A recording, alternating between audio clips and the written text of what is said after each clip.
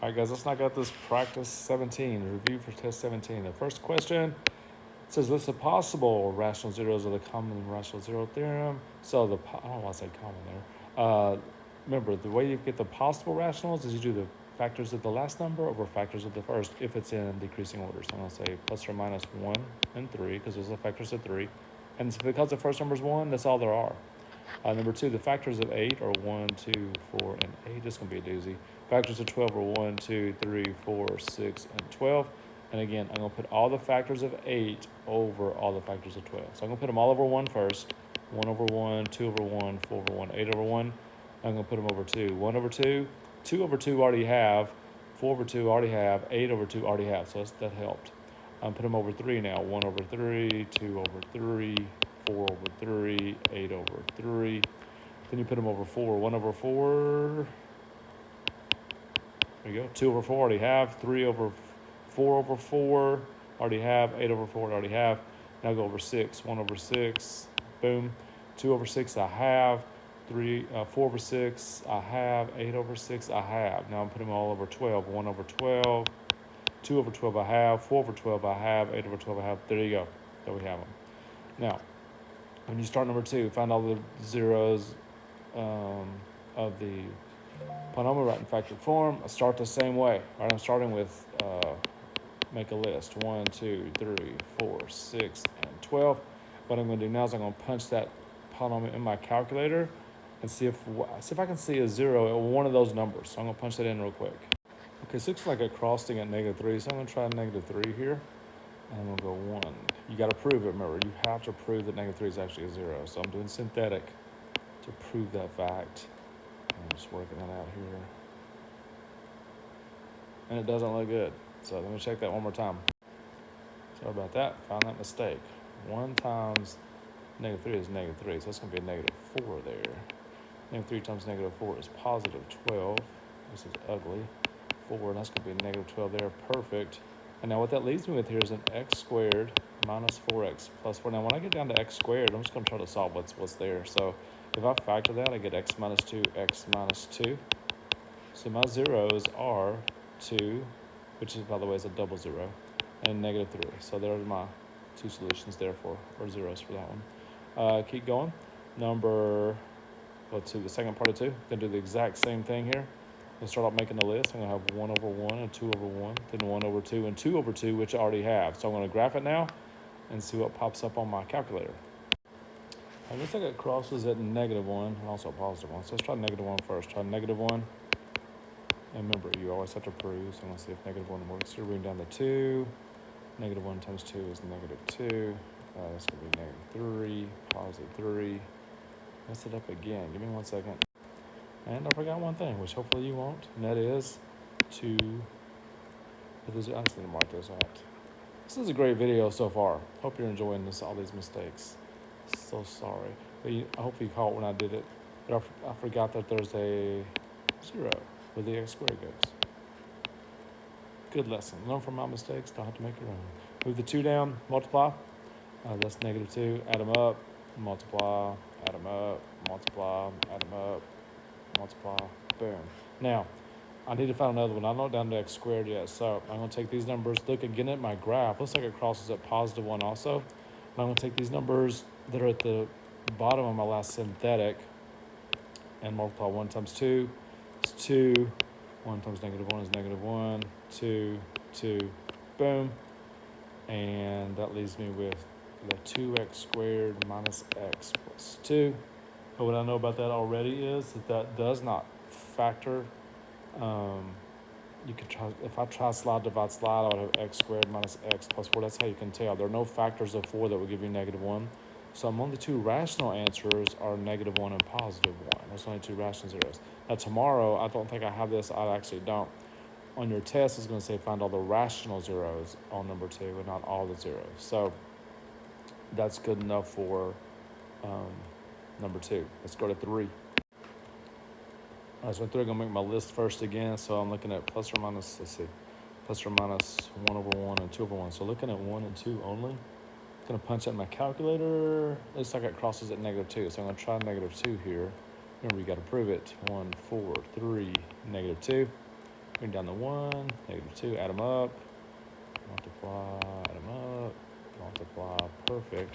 It leaves me with x squared plus 2x minus 1. Now here's the difference, number 3 to number 1. That won't factor, because I can't, no factors of -1 will give me +2. If it was a +1, it'd work, but -1 does not work. So I'm going to have to solve that to find the other two zeros, because this number 3 says find all the real zeros. All right, so I'm going to say, I'm going to come down here and say, no, let's just complete the square here. So set equal to 0. I'm completing the square only because it's an even number right there. So I'm going to take half the middle, which is 1, square it, which is also 1, add it to both sides. Over here I get x plus 1, squared. Over here I get 2. Take the square to both sides, I'm running out of room. X plus 1 is plus or minus square root of 2. Move the 1 over, I get -1 plus or minus square root of 2. That's two solutions. Also, -2 could be an answer. Okay, I'll write that in there. So there they are, all three of them. Don't forget that -2 and the 2 we just came up with. Now, if you don't like completing the square on that one, you could also sit there once you get to there and go, x equals -b plus or minus the square root b squared, and do it that way. Okay, so it's kind of your choice. Number 4. Number 4 is a polynomial divided by a 1-degree binomial, which means I can do synthetic, which I'm going to do. I'm going 1/2 here, 2, 0, don't forget that 0, 3, 0, -1. I hope you're okay with those zeros. Putting the 2 down, multiply it by a half. I'm going to get ugly here. 1/2 times 1 is a half. If you add 3 plus a half, you get 7/2, which is 3 1/2. Multiply that, you get 7/4, which is 7/4.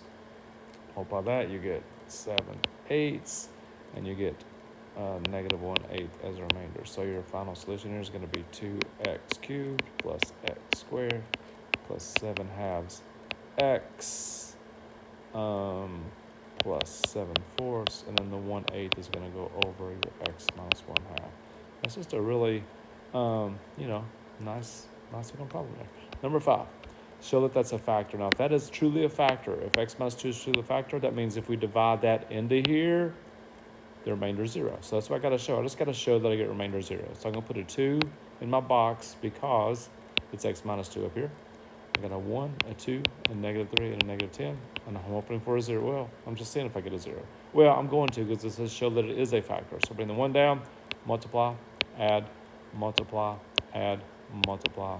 Yep, sure enough, got a 0 right there for my remainder. It is a factor.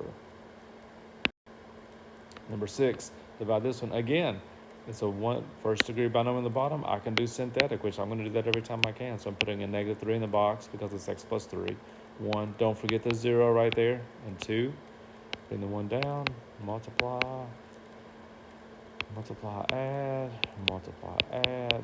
Okay, and don't forget to write your answer when you do your work. So x squared minus 3x plus 1. The remainder is -1 over x plus 3. And there you have it. Number 9. First one we've had to do long division. So this, pull up a chair. This could take a second. So 2x squared minus 6x minus 8. I'm going to divide that into the whole numerator. So the one good thing about the numerator is leaving a whole bunch of terms out. So I'm going to skip a whole lot of space on that one. And what you do is that's just about the first term. How many times does 2x squared go into 2x to the 5th? Well, it goes x cubed times. So I'm going to multiply everything on the front by x cubed. So 2x to the 5th minus 6x to the 4th minus 8x cubed. Remember what we say, draw the line, change the signs. Then you can just add. That's gone, always will be if you do it right. -x4 plus 8x cubed. And that -13 is still over here somewhere.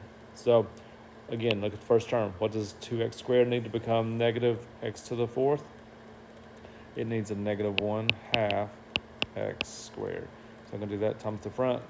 I'm going to get -x to the 4th plus 3x cubed and plus 4x squared. Draw the line, change the signs.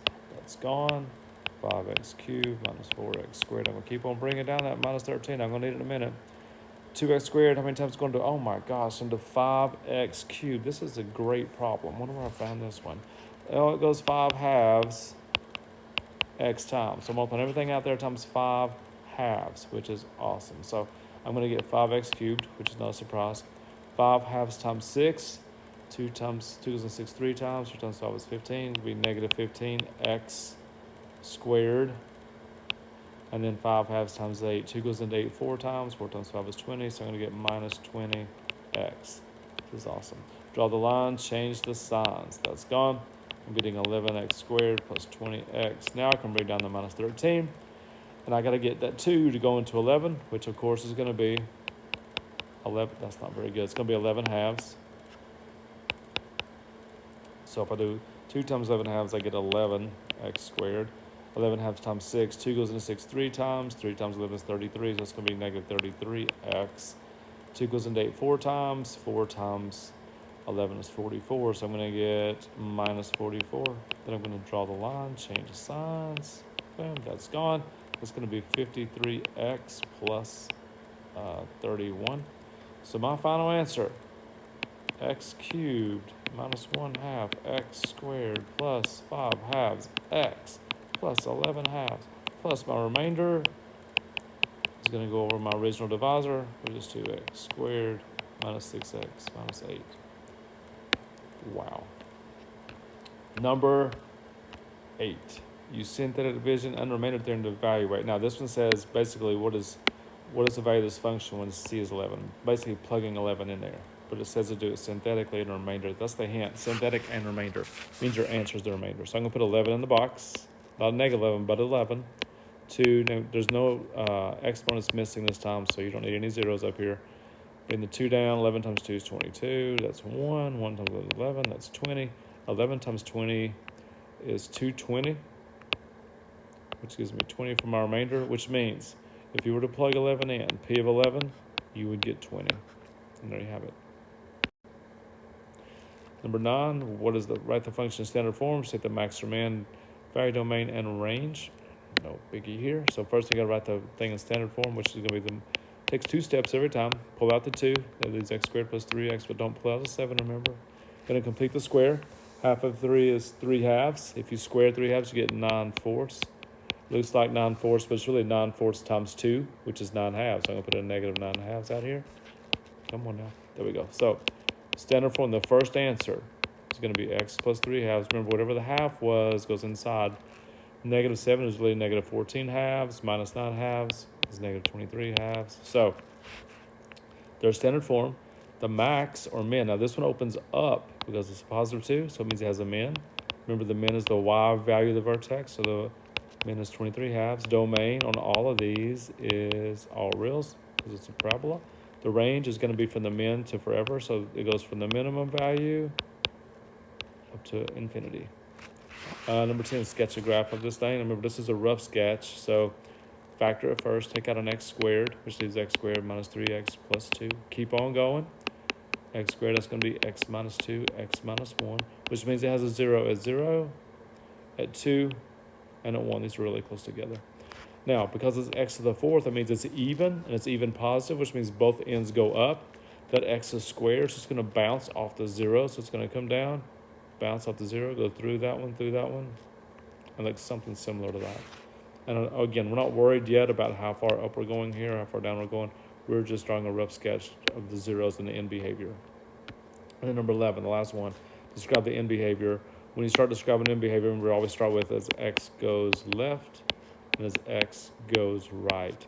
Well, this is even negative, which means both ends go down. So as it's going to the left, the y is going down. As it's going to the right, the y is going down. And there you have it.